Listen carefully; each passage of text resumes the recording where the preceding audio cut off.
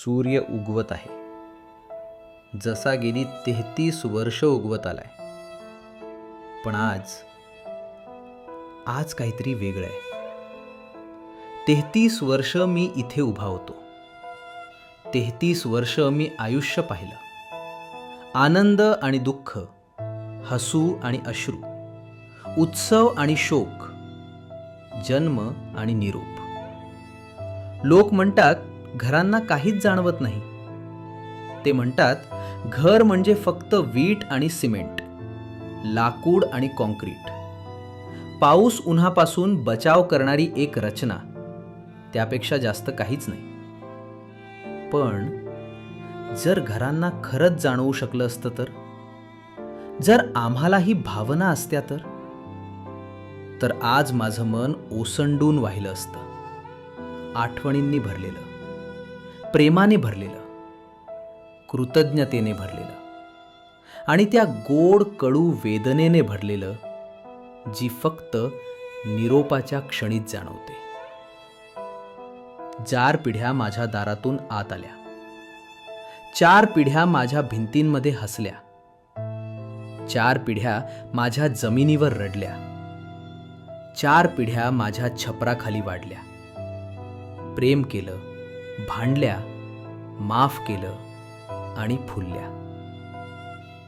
आज मी कोसळणार. आज मी धूळ आणि आठवण बनणार. पण त्याआधी या यंत्रांनी मला वीट वीट करून पाडण्याआधी माझी गोष्ट ऐका. कारण मी फक्त भिंती आणि छप्पर नाही, मी गीताई आहे. आणि माझ्या प्लास्टरमधला प्रत्येक तडा, माझ्या फरशीवरचा प्रत्येक डाग, माझ्या भिंतींवरचा प्रत्येक ओरखडा एक कथा सांगतो. चला मागे जाऊया, जिथून सगळं सुरू झालं.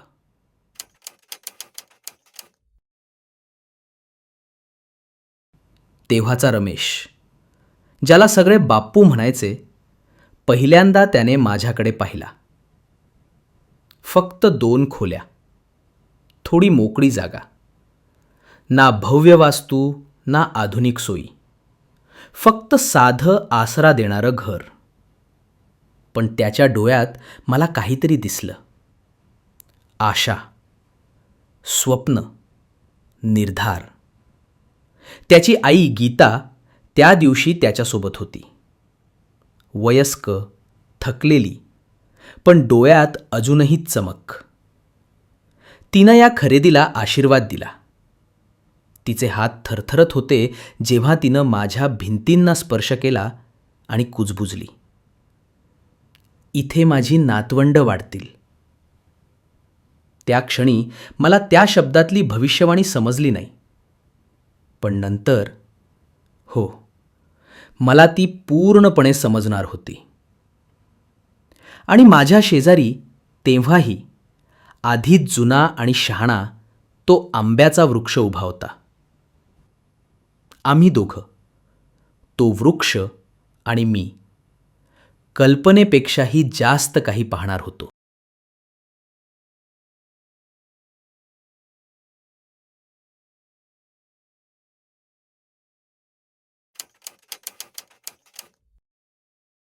हा तो दिवस, ज्या दिवशी सगळं खऱ्या अर्थाने सुरू झालं.